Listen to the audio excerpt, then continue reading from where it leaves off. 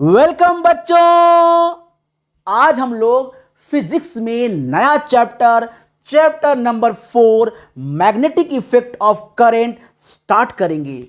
और आज की क्लास में हम लोग फील करेंगे बायो-सेवर्ट लॉ, सिंपल, स्मार्ट और इंटरेक्टिव तरीके से, वो भी डीप फीलिंग के साथ। क्योंकि जब हम कोई चीज फील करके पढ़ते हैं तो वो चीज हमें लंबे समय तक याद रहती है। तो लेट्स स्टार्ट फील। आज के दिन हम लोग क्या फील करने वाले हैं?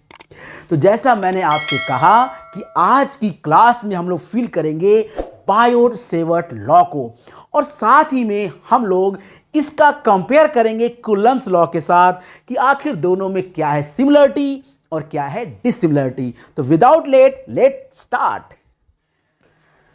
तो सबसे पहले हम लोग जब बात करेंगे बायो-सेवर्ट लॉ की, तो इससे पहले यह जानना जरूरी है कि आखिर इस चैप्टर में क्या है। तो देखिए, स्टार्ट करते हैं इस चैप्टर को, और नाम है इसका मैग्नेटिक इफेक्ट ऑफ करंट। मतलब यह हुआ कि करंट का जो रिलेशन है वो मैग्नेटिक फील्ड के साथ बहुत ही गहरा है। और कैसे गहरा है इसको देखा ऑस्टर्ड ने क्या देखा, उन्होंने एक करंट कैरिंग कंडक्टर लिया, ठीक है, और उसके नीचे, जस्ट उसके नीचे उन्होंने एक मैग्नेटिक निडल रख दिया। और उन्होंने क्या देखा कि जब करंट फ्लो होती है तो ये निडल डिफ्लेक्ट होती है। फिर इन्होंने क्या किया, इस मैग्नेट को यहां रख दिया। उसके बाद भी उन्होंने देखा कि डिफ्लेक्शन आता है। फिर उन्होंने करंट को रिवर्स करके देखा, फिर भी देखा कि डिफ्लेक्शन आता है। इसका मतलब उन्होंने ये क्लियर कर दिया कि अगर करंट फ्लो होगी तो उसके आसपास मैग्नेटिक फील्ड प्रोड्यूस होगा। कैसे? देखिए, अब ये करंट फ्लो हो रहा है, अगर ये निडल डिफ्लेक्ट हो रहा है तो सिंपल सा बात है कि मैग्नेटिक फील्ड होगा। क्योंकि मैग्नेटिक निडल की एक खासियत होती है कि अगर उसके पास नॉर्थ पोल आएगा तो नॉर्थ और नॉर्थ क्या होगा, रिपल हो जाएगा। और अगर नॉर्थ के साथ साउथ आएगा तो अट्रैक्ट हो जाएगा। मीन्स कोई ना कोई मैग्नेटिक फील्ड है जो इसे डिस्ट्रैक्ट कर रही है। आप ऐसे सोच लीजिए कि आप अगर कंसंट्रेशन से पढ़ाई कर रहे हैं और अगर आपके आसपास कोई और आ जाता है तो आप डिस्ट्रैक्ट हो जाते हैं ना? बिल्कुल हो जाते होंगे। क्यों हो जाते हैं? क्योंकि आपके आसपास कोई आ गया। अगर नहीं आया होता तो आप डिस्ट्रैक्ट नहीं होते। इसलिए कहा जाता है कि जब पढ़ाई करते हैं तो बिल्कुल ध्यानपूर्वक पढ़ाई करना चाहिए।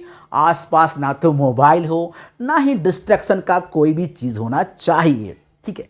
खैर, वो तो बात हो गई मोरल की। अब यहां देखो, इस निडल ने अपने आप को डिस्टर्ब पाया। क्यों डिस्टर्ब पाया? क्योंकि कोई मैग्नेटिक फील्ड इसे डिस्टर्ब कर रहा होगा।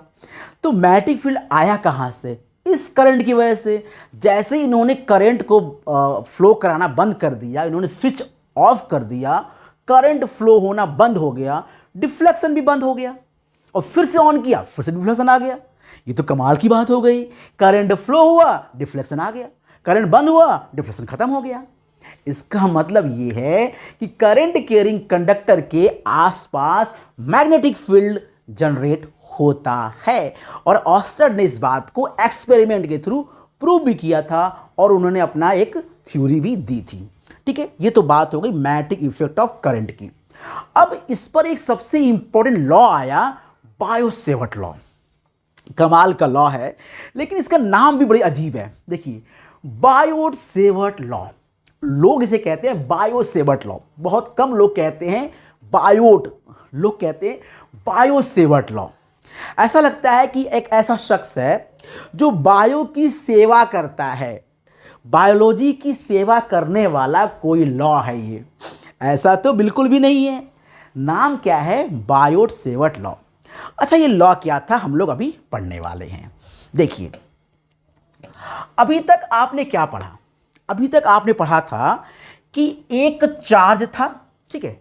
इस चार्ज की वजह से, ये चार्ज है, इसकी वजह से यहां पर एक दूसरा चार्ज फोर्स फील कर रहा था और उसे कहा जाता था इलेक्ट्रोस्टैटिक फोर्स। क्यों फोर्स फील कर रहा था? क्योंकि ये चार्ज इस चार्ज के एरिया में आ गया था। अब भाई इसके एरिया में आओगे तो फोर्स तो फील करोगे ना। तो ये चार्ज Q और ये चार्ज Q0, अब ये चार्ज इसके एरिया में आ गया। किसके एरिया में? इस चार्ज के एरिया में। तो ये फोर्स फील कर रहा था, इसका नाम था इलेक्ट्रोस्टैटिक फोर्स। अब कहानी बदलने वाली है। अब कहानी बदलने वाली है और कहानी ये है, अब एक करंट कैरिंग कंडक्टर है और उस कंडक्टर की वजह से कुछ दूरी पर हमें निकालना है मैग्नेटिक फील्ड। ठीक है, तो बायो-सेवर्ट लॉ क्या ला था? एक करंट कैरिंग कंडक्टर और उस करंट कैरिंग कंडक्टर से कुछ दूर पर हमें मैग्नेटिक फील्ड की वैल्यू निकाल कर देता था बायो-सेवर्ट लॉ। फिर से, एक करंट कैरिंग कंडक्टर से कुछ दूर पर किसी पॉइंट पर मैग्नेटिक फील्ड की वैल्यू निकाल कर देने वाला लॉ था बायो-सेवर्ट लॉ। अच्छा, हम और भी तरीके से हम लोग वहाँ पर मैग्नेटिक फील्ड निकाल सकते हैं, पर हम लोग बायो-सेवर्ट लॉ से मैग्नेटिक फील्ड निकालेंगे। ठीक है, अब देखिए, अब जो हमारा करंट कैरिंग कंडक्टर है ना, वो किसी भी शेप का हो सकता है और किसी भी लेंथ का हो सकता है। तो हम कैसे मेजर करेंगे कि पूरे लेंथ की वजह से यहां पर कितना मैग्नेटिक फील्ड होगा? ठीक है, अब देखो करंट कैरिंग कंडक्टर, इसका शेप तो ऊट पटांग का शेप है ना, कोई एक रेगुलर शेप नहीं है। और हम चाहते हैं कि पूरे करंट कैरिंग कंडक्टर की वजह से यहाँ मैग्नेटिक फील्ड निकालें। तो कैसे निकालेंगे भाई? बड़ा मुश्किल हो जाएगा। सो हम क्या करेंगे, यहाँ पर एक छोटा सा डीएल एलिमेंट ले लेंगे। यहाँ पर एक छोटा सा डीएल एलिमेंट ले लेंगे। ये देखो, this is called DL element, छोटा सा लेंथ डीएल। ठीक है, और अब यहाँ से आर डिस्टेंस पर हमने एक पॉइंट ले लिया, इसका नाम है पी, और अब हम निकालेंगे वहां मैग्नेटिक फील्ड। अब देखो, जब छोटा लेंथ लेंगे तो यहां जो मैग्नेटिक फील्ड होगा वो भी छोटा सा होगा। छोटा सा लेंथ, छोटा सा मैग्नेटिक फील्ड, सो उसको मैंने नाम दिया डीबी। डीबी मतलब छोटा सा मैग्नेटिक फील्ड। छोटे से लेंथ के लिए यहां पर छोटा सा मैग्नेटिक फील्ड डीबी। डीबी मतलब डब्बा नहीं यार, डीबी छोटा सा। ठीक है, अच्छा, डिस्टेंस कितनी थी? यहां से आर डिस्टेंस थी। एंगल कितना था इस लेंथ से? थीटा। ठीक है, तो बायो-सेवर्ट लॉ कहता है कि जो वहां पर डीबी होगा हमारा, मतलब मैग्नेटिक फील्ड, ये प्रोपोर्शनल होगा इस डीएल एलिमेंट के। इस डीएल एलिमेंट के, ये डीएल एलिमेंट कितना बड़ा है? तो ज्यादा बड़ा होगा तो मैग्नेटिक फील्ड ज्यादा होगा, कम होगा तो कम होगा, सीधी बात है। छोटा चॉकलेट होगा तो कम डिस्ट्रैक्ट होंगे, ज़्यादा चॉकलेट होगा तो ज़्यादा डिस्ट्रैक्ट हो जाएंगे। ठीक है, दूसरा कहता है कि हम प्रोपोर्शनल हैं इसके करंट के, इसमें कितना करंट फ्लो हो रहा है। तो मैंने कहा कि भैया करंट फ्लो हो रहा है इसके अंदर आई, तो आई के प्रोपोर्शनल है।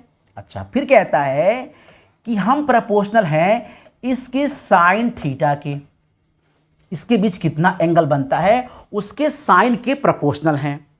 और फिर कहता है कि D B proportional to 1/r²। ठीक है, सो अब देखिए, ये चार चीजें हो गई। कह रहा है कि इस पॉइंट पर जो मैग्नेटिक फील्ड होगा, अकॉर्डिंग टू बायो-सेवर्ट लॉ, इस पॉइंट पर जो मैग्नेटिक फील्ड होगा वो इसमें प्रोड्यूस करंट के प्रोपोर्शनल होगा। सीधी बात है, पे करंट ज्यादा होगा तो मैग्नेटिक फील्ड ज्यादा होगा। डीएल के प्रोपोर्शनल होगा, लेंथ ज़्यादा होगा तो करंट भी ज़्यादा होगा उसमें, तो वहाँ पे मैग्नेटिक फील्ड ज़्यादा हो जाएगा। फिर साइन थीटा के प्रोपोर्शनल होता है और साथ में r² के इनवर्सली प्रोपोर्शनल। भाई लेंथ अगर ज़्यादा जाएगा तो मैग्नेटिक फील्ड कम हो जाएगा। अब मान लो आप यहाँ पे हो, अब यहाँ पे निकालना चाहते हो मैग्नेटिक फील्ड, तो पास में है ज़्यादा होगा, यहाँ निकालोगे तो कम हो जाएगा, और दूर निकालोगे तो और कम हो जाएगा। इस वायर से जितनी दूर आप जाओगे मैग्नेटिक फील्ड उतना ही कम हो जाएगा। तो अकॉर्डिंग टू बायो-सेवर्ट लॉ, ये जो डीबी है यानी magnetic field at point P, ये इन चार चीज़ों पर डिपेंड करता है। अब हम इसे एक साथ लेकर आएंगे। सो क्या होने वाला है देखो, जो एक साथ लेकर आएंगे तो हमारे पास जो डीबी हो जाएगा वो हो जाएगा म्यू नॉट अपॉन 4 पाई, और यहां आ जाएगा I D L sine theta upon are square. देखो कमाल की चीज है, म्यू नॉट अपॉन 4 पाई जैसे वहां पर आता था 1 अपॉन 4 पाई एप्सिलॉन नॉट एक कांस्टेंट, उसी तरह ये है mu naught upon 4 pi is a constant. जहां पर जो म्यू नॉट है इसे कहते हैं परमिबिलिटी ऑफ मीडियम। तो अब आपको क्लियर हो गया होगा कि ये पिक्चर क्या है। What is the Biot Savart law? According to Biot Savart law, magnetic field at point P is directly proportional to the dl यानी length, current flowing the wire and sine theta and 1 upon are square. और जैसे ही मिलाएंगे आपको मिलने वाला है mu naught upon 4 pi I D L sine theta upon are square. कितना आसान है, आइडियल, कितना आसानी से आपको याद हो जाएगा। आइडियल यानी आदर्श, ideal sine theta upon are square. ठीक है, मैग्नेटिक फील्ड का यूनिट होता है टेस्ला, इसे भी आपको याद रखना चाहिए। मैग्नेटिक फील्ड का यूनिट होता है टेस्ला। ठीक है, चलिए अब आप बताइए, जैसे मैंने कहा था वहां पर एप्सिलॉन नॉट होता था परमिटिविटी ऑफ द मीडियम, यानी मीडियम की क्वालिटी, उसी तरह म्यू नॉट है परमिबिलिटी ऑफ द मीडियम। भाई देखो, ये जो हमारे पास जो यहाँ अरेंजमेंट देख रहे हो, ये करंट है, ये पॉइंट है, ये डिपेंड करेगा ना कि आप कहाँ पर इसको देखना चाहते हो। अगर वाटर में देखोगे, वैक्यूम में देखोगे, एयर में देखोगे, मीडियम जब अलग अलग रहेगा तो मैग्नेटिक फील्ड भी अलग अलग ही आएगा। सो ये मैग्नेटिक फील्ड जो है म्यू नॉट पर डिपेंड करता है। अब सवाल ये आता है कि म्यू नॉट अपॉन 4 पाई की वैल्यू कितनी होती है। ठीक है, सो यहां पर देखो म्यू नॉट अपॉन 4 पाई की जो वैल्यू हो जाएगी वो हो जाएगी 10 की पावर -7। क्या होगा इसका यूनिट? तो देखो, अगर इसको हम यही छोड़ दें और इसको यहां लेकर जाएं, ध्यान देना, इसको हम यहां लेकर जाएं तो ये होगा टेस्ला, लिखेंगे टेस्ला। ये क्या हो जाएगा? मीटर स्क्वायर, तो लिखेंगे यहां मीटर स्क्वायर। नीचे कितना आ जाएगा? एम्पियर और मीटर, तो यहां आ गया एम्पियर और मीटर। तो क्या बचा? तो बच गया हमारे पास 10 की पावर -7 टेस्ला मीटर, और यहां पर आ गया एम्पियर -1। ये हो गया वैल्यू म्यू नॉट अपॉन 4 पाई का। तो ध्यान से समझिए फिर से, म्यू नॉट अपॉन 4 पाई का निकालना है यूनिट, तो यह है टेस्ला मैग्नेटिक फील्ड का यूनिट। ये ऊपर जाएगा तो टेस्ला मीटर स्क्वायर हो जाएगा, ये मीटर स्क्वायर है। फिर नीचे आएगा एम्पियर और डीएल मतलब लेंथ यानी मीटर, 1 मीटर कट जाएगा, सो टेस्ला मीटर और आ जाएगा एम्पियर इनवर्स। तो ये है हमारा म्यू नॉट अपॉन 4 पाई की वैल्यू और उसका यूनिट, और साथ में मैग्नेटिक फील्ड का फॉर्मूला। चलिए अब एक बात बताना आपको है कि ये जो मैग्नेटिक फील्ड आपने निकाला है, ये क्या कंप्लीट मैग्नेटिक फील्ड है या फिर स्मॉल मैग्नेटिक फील्ड है? बिल्कुल स्मॉल मैग्नेटिक फील्ड है, क्योंकि ये डीबी है। डीबी मतलब होता है स्मॉल करंट की वजह से निकाला हुआ small magnetic field. Small current की वजह से निकाला हुआ small magnetic field is called dB. दूसरी बात, ये जो आईडीएल आप देख रहे हो ना, आईडीएल मैं लिख देता हूं यहां पर, ये जो आईडीएल होता है इसे कहा जाता है current element. It is called current element. ठीक है, इसको भी आपको याद रखना है, it is called current element. IDL को कहा जाता है करंट एलिमेंट। ठीक है, अब अगर हम लोग यहां से एक चीज निकालना चाहें कि vector form of Biot-Savart law क्या होगा, तो उससे पहले हम लोग बताएंगे कि यहां जो मैग्नेटिक फील्ड होगा उसका डायरेक्शन क्या होने वाला है। तो ध्यान दीजिए, अभी हमने यहां निकाला है मैग्नेटिक फील्ड और अब निकालेंगे इस जगह पर मैग्नेटिक फील्ड का डायरेक्शन। तो देखिए, डायरेक्शन के लिए हम इस्तेमाल करते हैं फ्लेमिंग का लेफ्ट हैंड रूल। फिर से फ्लेमिंग का लेफ्ट हैंड रूल का इस्तेमाल कर सकते हैं, या फिर हम एक और रूल का इस्तेमाल करते हैं जिसे कहते हैं हम लोग राइट हैंड थंब रूल। ठीक है। फ्लेमिंग का लेफ्ट हैंड रूल भूल जाते हैं। अभी याद रखते हैं हम लोग right hand thumb rule.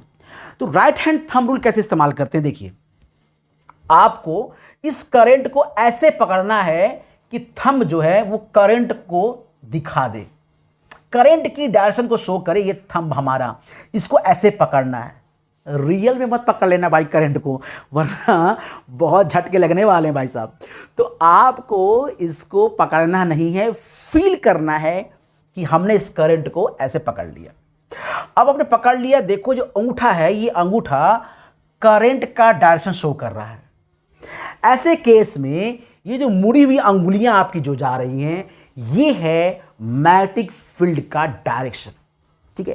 Right hand thumb rule क्या कहता है, ये जो अंगूठा आपका है ये शो करता है करंट के डायरेक्शन को, तो मुड़ी हुई अंगुलियां शो करती हैं मैग्नेटिक फील्ड की डायरेक्शन को।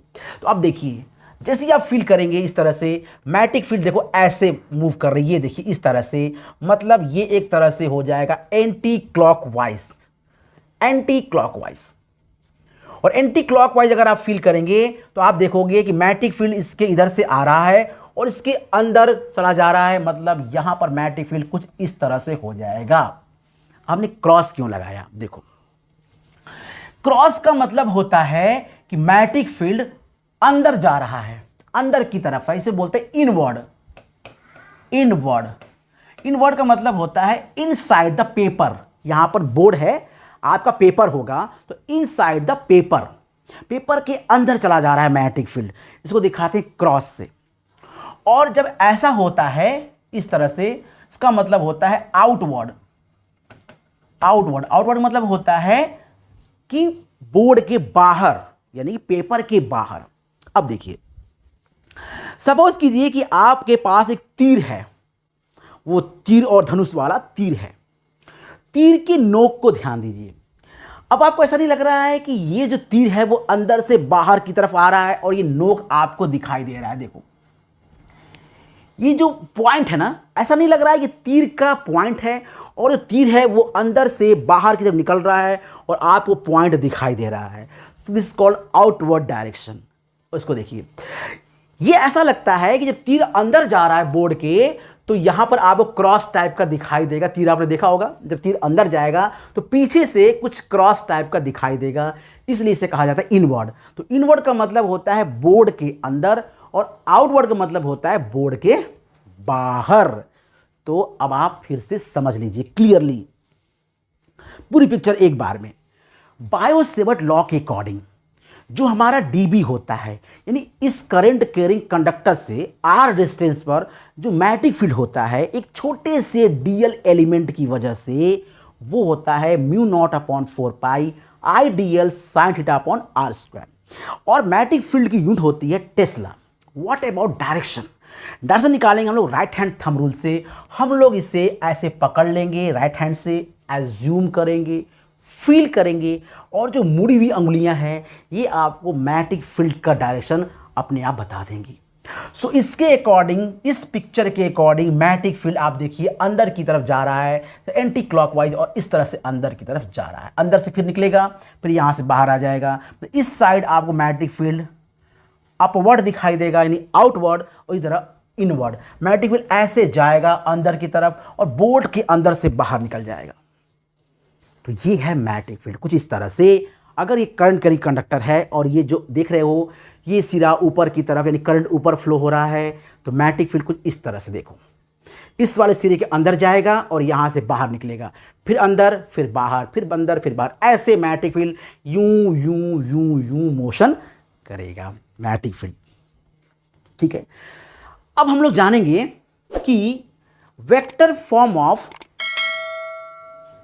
बायो-सेवर्ट लॉ क्या है, ठीक है। तो देखिए vector form of Biot-Savart law देखते हैं। अभी मैंने देखा जो बायो-सेवर्ट लॉ होता है dB इज इक्वल टू, वो होता है mu naught upon 4 pi I D L sine theta upon are square. अच्छा एक बात बताओ, जब आप देखते हो ए बी साइन थीटा, तो इसको आप लिख सकते हो ना ए क्रॉस बी, बिल्कुल लिखा जा सकता है ए क्रॉस बी, इस चीज को ए क्रॉस बी लिखा जा सकता है। ठीक उसी तरह से इसको लिख सकते हैं हम लोग D B is equal to mu naught upon 4 pi और हम लोग साइन थीटा को हटा देते हैं। लेकिन समस्या ये है कि यहां पर दूसरा कोई क्वांटिटी है नहीं, दूसरा कोई क्वांटिटी है नहीं। तो हम लोग क्या करेंगे कि हम लोग यहां पर ऐसे कर लेंगे dl और यहां लिख देंगे r वेक्टर इस तरह से अपने आप, और यहां भी हम लोग ऑटोमेटिक r क्यूब कर देंगे। एक r यहां बढ़ा दिया, एक r हमने यहां भी बढ़ा दिया। It is called vector form of Coulomb's Biot-Savart law. Vector form of Biot-Savart law कुछ ऐसा हो जाएगा। देखो सिंपल सी बात है, ठीक है। तो फिर से देख लीजिए, vector form of Biot-Savart law में आपको लिखना है क्रॉस प्रोडक्ट, साइन थीटा को करना है गायब, एक आर नीचे बढ़ाना है, एक आर ऊपर बढ़ाना है, और आपका काम बहुत ही आसानी से हो जाएगा। अच्छा, अगर आपको थोड़ा सा डाउट है तो मैं इसे क्लियर करता हूं। देखिए, डाउट को मैं क्लियर कर देता हूं आपके। आप कहोगे सर हमने ये आर क्यूब क्यों किया, है ना। देखो, dB लिखा मैंने म्यू नॉट अपॉन 4 पाई, ठीक है। अच्छा, आई डी एल लिखा मैंने यहां पर, और हमने यहां पे लिख दिया आर कैप, और यहां मैंने आर स्क्वायर ही लिखा, ठीक है। अब बताओ आर कैप क्या होता है। एक होता है यूनिट वेक्टर, और आप जानते हो आर कैप होता है R vector upon mod R. ये तो आप लोग जानते ही होंगे, पढ़ा होगा आपने क्लास 11th में, कि यूनिट वेक्टर होता है वेक्टर अपॉन उसका मैग्नीट्यूड। यूनिट वेक्टर होता है वेक्टर अपॉन मैग्नीट्यूड। तो अब यहां पर इसका इस्तेमाल करो। So what about dB, vector लगाया हमने यहां पर, तो क्या हो जाएगा, ये हो जाएगा mu naught upon 4 pi I D L, और आर कैप की जगह पर वेक्टर आर हमने यहां लगा दिया, और यहां पर हमने लिखा नीचे एक आर आ जाएगा, तो ये हो जाएगा आर क्यूब। देखिए फिर से वही चीज घूम कर आ गई। सिंपल तरीका क्या है, आपको एक आर ऊपर क्रॉस में लगाना है वेक्टर की तरफ पे, और उसका मैग्नीट्यूड नीचे मल्टीप्लाई कर देना है। डीबी जब आप वेक्टर में लिखते हो तो ऊपर एक वेक्टर आर क्रॉस में लगाना है, और नीचे उसका मैग्नीट्यूड मल्टीप्लाई कर देना है, और सीधे आपको मिल जाएगा बायो-सेवर्ट लॉ का वेक्टर फॉर्म, ठीक है। सो बायो-सेवर्ट लॉ आपको क्लियरली समझ में आ गया होगा। कौन कौन सी पॉइंट, बायो-सेवर्ट लॉ के अकॉर्डिंग मैग्नेटिक फील्ड किन किन चीज़ों पर डिपेंड करता है, पहली बात। दूसरी बात, जो म्यू नॉट अपॉन 4 पाई आया है उसमें म्यू नॉट क्या है, परमिबिलिटी है। तीसरी बात, म्यू नॉट अपॉन 4 पाई की वैल्यू क्या होती है, 10 की पावर -7। चौथी बात, उसकी यूनिट क्या होती है, जो अभी आपने निकाला है। फिफ्थ बात, कि वेक्टर फॉर्म इसका क्या होता है, अभी आपने देखा वेक्टर फॉर्म इसका कुछ ऐसा होता है। और पांचवी और सबसे इंपॉर्टेंट बात अभी आप देखेंगे, पांचवी और सबसे इंपॉर्टेंट बात देखिए अभी आप, मैंने कहा था D B is equal to mu naught upon 4 pi I D L sine theta upon are square. यहां बनाते हैं हम लोग केस करेंगे, इसके ऊपर केस करेंगे। थीटा ले लो 90 डिग्री, मतलब जस्ट परपेंडिकुलर, एकदम सीधा सीधा। तो क्या होगा, तो साइन 91 हो जाएगा, और क्या होगा, बस यहां रख दो। सो डीबी जो हो जाएगा हमारे पास, वो हो जाएगा mu naught upon 4 pi I D L upon are square, maximum magnetic field. अच्छा, केस नंबर 2 देखिए। केस नंबर 2 में अगर आप थीटा रखते हो 0 डिग्री, इसका मतलब ये पॉइंट अब यहां से उठकर सामने आ गया, करंट कैरिंग कंडक्टर के जस्ट सामने। ये एंगल आ गया 0 डिग्री, मतलब इस करंट कैरिंग कंडक्टर के जस्ट सामने। बहुत ही इंपॉर्टेंट कॉन्सेप्ट, बहुत ही इंपॉर्टेंट कॉन्सेप्ट, एकदम जबरदस्त कॉन्सेप्ट, कि अगर वायर के जस्ट सामने, जस्ट ऊपर, जस्ट नीचे अगर कोई पॉइंट आ जाए और वहां पे आपको निकालना हो मैग्नेटिक फील्ड, तो वैल्यू कितनी आएगी देखो। थीटा 0 रखते हैं, व्हाट अबाउट साइन 0, साइन 0 हो जाएगा 0। अब आप समझ गए होंगे बहुत अच्छी तरीके से। So d B is equal to यहाँ जीरो रखेंगे सब जीरो हो जाएगा, मतलब जीरो, कोई मैग्नेटिक फील्ड नहीं होने वाली है। करंट कैरिंग कंडक्टर के सामने आप बिंदास खड़े हो जाइए, आपको कोई मैग्नेटिक फील्ड फील नहीं होने वाला है। और अगर उसके जस्ट परपेंडिकुलर खड़े होंगे तो आपको मैक्सिमम मैग्नेटिक फील्ड फील होने वाला है। This is the bio Savart law, bio का सेवा करने वाला लॉ, बायो सेवर्ट लॉ। तो अभी आपको समझ में आ गया होगा। अगर मैं आपसे एमसीक्यू पूछूं तो बताइए मैग्नेटिक फील्ड की यूनिट क्या होती है? Tesla. Mu naught upon 4 pi value कितनी होती है? 10⁻⁷। बायो सेवर्ट लॉ का वेक्टर फॉर्म क्या होता है? म्यू नॉट अपॉन 4 पाई आई dl cross r upon r cube. इसके बाद मैक्सिमम मैग्नेटिक फील्ड कब आता है? जब पॉइंट dl के जस्ट परपेंडिकुलर होगा। कितना आता है? आइडियल साइन थीटा में थीटा 1 हो जाएगा, सो म्यू नॉट अपॉन 4 पाई आइडियल अपॉन r स्क्वायर। कब आता है मिनिमम और कितना आता है? आप जिसके सामने खड़े हो जाइए और इस पॉइंट पे अगर निकालते हैं मैग्नेटिक फील्ड तो वो आता है मिनिमम और वैल्यू आती है 0। इतने सारे हम लोगों ने एमसीक्यू बना लिए बायो सेवर्ट लॉ पे। एक और चीज, म्यू नॉट क्या है? म्यू नॉट क्या है? तो म्यू नॉट है मीडियम की परमिबिलिटी। जैसा कि एप्सिलॉन नॉट था मीडियम की परमिटिविटी, वैसे ही है मीडियम की परमिबिलिटी ऑफ फ्री स्पेस। क्योंकि एप्सिलॉन नॉट फ्री स्पेस का था तो म्यू नॉट भी हो जाएगा फ्री स्पेस की परमिबिलिटी। ठीक है, तो अभी आपको अच्छे से समझ में आ गया होगा कि बायो सेवर्ट लॉ क्या था। अब जब आप बायो सेवर्ट लॉ लगा रहे थे तो दिमाग में कुछ आपको आ रहा होगा, आ रहा है कि ऐसा कुछ कुछ कहीं सुना था। हाँ, कूलम्ब्स लॉ में, कूलम्ब्स लॉ में कुछ कुछ ऐसी सिमिलरिटी थी। तो आइए देखते हैं बायो सेवर्ट लॉ में और कूलम्ब्स लॉ में क्या क्या सिमिलरिटी है और क्या क्या डिसिमिलरिटी है। तो ये आ गया सिमिलरिटी और डिसिमिलरिटी, इतना सारा लिखा हुआ है। Similarity WWF, this is called bio Savart law versus Coulomb's law. ऐसा लग रहा है कि युद्ध होने वाला है और दोनों में कौन जीतेगा। ऐसा कुछ नहीं है, हम लोग कंपेयर करेंगे इसकी सिमिलरिटी को और डिसिमिलरिटी को। आइए देखते हैं सिमिलरिटी क्या है इक्वल। तो सबसे पहले तो आपके जहन में आ ही गया होगा कि दोनों 1/r² थे, दोनों इनवर्स स्क्वायर लॉ को फॉलो करते थे, दोनों 1/r² के प्रोपोर्शनल थे। याद आया? Q1 Q2/r², ideal sine theta upon r², दोनों proportional to r²। This is a very good similarity. तो पहला ये लिखा गया है। दूसरा, दोनों लॉन्ग रेंज के फोर्स थे। जैसे होता है ना न्यूक्लियर फोर्स, बहुत शॉर्ट रेंज का फोर्स होता है, न्यूक्लियस के अंदर ही काम करता है, 10⁻⁻15 इतना रेंज होता है। बट यहाँ कोई समस्या नहीं है, 1 मीटर ले लीजिए, 2 मीटर ले लीजिए, तो ये लॉन्ग रेंज का फोर्स होता है। दोनों के दोनों लॉन्ग रेंज के फोर्स होते हैं, both are long range fields. तो गुड, दोनों लॉन्ग रेंज की फील्ड हैं। सो ये सिमिलरिटी। क्या है डिसिमिलरिटी? डिसिमिलरिटी भी बहुत इंपॉर्टेंट है। मुझे ऐसा लगता है कि वहाँ पर जो फील्ड था, यानी कि फोर्स था, फोर्स ही फील्ड आता है, फोर्स फील्ड एक ही बात है। जो फील्ड था वहाँ पर, फील्ड ही मान लेते हैं, जो फील्ड था इलेक्ट्रिक फील्ड था या कूलम्ब्स लॉ ही मान लेते हैं, तो वहाँ पर चार्ज इंपॉर्टेंट था।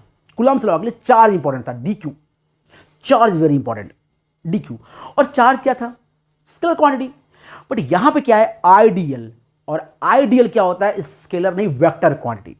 तो वहाँ पर स्केलर क्वांटिटी DQ पर डिपेंड करता था कूलम्ब्स लॉ, और ये जो आपका बायो सेवर्ट लॉ है वो डिपेंड करता है आइडियल यानी स्केलर क्वांटिटी पर। Got it? ध्यान से समझिए, ध्यान से समझिए, एग्जाम में आएगा। बायो सेवर्ट लॉ डिपेंड करता है आइडियल यानी कि स्केलर क्वांटिटी वेक्टर क्वांटिटी पे, वहीं पर कूलम्ब्स लॉ डिपेंड करता है Q यानी कि स्केलर क्वांटिटी पर। तो दिस इज वेरी डिसिमिलरिटी, अलग अलग। ये हो गया। दूसरा है इंपॉर्टेंट, क्या दूसरा इंपॉर्टेंट ये है कि अगर आप ध्यान से देखो तो कूलम्ब्स लॉ में क्या था? ये चार्ज है, मैं दिखाता हूं आपको। देखिए ये चार्ज है, ठीक है, एक चार्ज और है, और जो फोर्स होता था ना वो कुछ ऐसा होता था, इसी को ज्वाइन करता हुआ लाइन, इसी को ज्वाइन करता हुआ लाइन। फोर्स भी ऐसा ही होता था और फील्ड भी कुछ ऐसा ही होता था। लेकिन बायो-सेवर्ट लॉ में जो फोर्स है, सॉरी जो फील्ड है वो आर के परपेंडिकुलर है। देखो अभी ध्यान दो, यहां देखो, आर अगर इस बोर्ड के प्लेन में है, आर अगर स्मार्ट बोर्ड के प्लेन में है, ये आर है हमारा, ये देखो ये आर है हमारा, तो मैग्नेटिक फील्ड इसके अंदर जा रहा है परपेंडिकुलर, इसके परपेंडिकुलर प्लेन में। सिमिलरिटी आ गई ना। वहां पर जो फील्ड था या फोर्स था कूलम्ब्स लॉ के अकॉर्डिंग, वो लाइन को ज्वाइन करता हुआ था, उसी में आर के ही प्लेन में था, जिसमें जहां आर था उसी प्लेन में था। यहां क्या है, यहां जो फील्ड है वो आर के परपेंडिकुलर प्लेन में है। अगर ये बोर्ड के प्लेन में है तो बी जो होगा मैग्नेटिक फील्ड वो इसके परपेंडिकुलर प्लेन में होगा। अगर ये एक्स वाई प्लेन है तो मैग्नेटिक फील्ड जेड प्लेन में होगा, सॉरी जेड एक्सिस पे होगा, इस तरह से। तो कैसा लगा आपको बायो-सेवर्ट लॉ, बायो का सेवा करने वाला लॉ? बहुत सारी चीज़ें हमने पढ़ी, ऑस्टेड एक्सपेरिमेंट पढ़ा कि magnetic current, sorry electric current से मैग्नेटिक फील्ड जनरेट होता है। डायरेक्शन निकाला हम लोगों ने राइट हैंड थंब रूल से, बिल्कुल ओके। सब्सक्राइब करना है, बिल्कुल करना है। लाइक करना है, बिल्कुल लाइक करना है। शेयर करना है, हाँ शेयर करना है। This is called right hand thumb rule.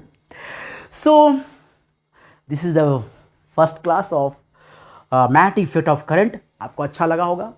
अगर फिर भी कोई डाउट रह गया हो तो नीचे कमेंट का बॉक्स होगा एक, शायद हाँ होगा, उसमें अपनी कंप्लेन लिखिए, प्रॉब्लम लिखिए और जो भी डाउट हो लिख डालिए। आपके सारे डाउट क्लियर होंगे इस प्लेटफॉर्म पे, बिल्कुल free of cost. Complete preparation, smart preparation on this platform JMS Gurukul education. So पढ़िए और अपने दोस्तों को भी पढ़ाइए फ्री ऑफ कॉस्ट और इस चैनल को सब्सक्राइब कीजिए। तो आज की क्लास में इतना ही।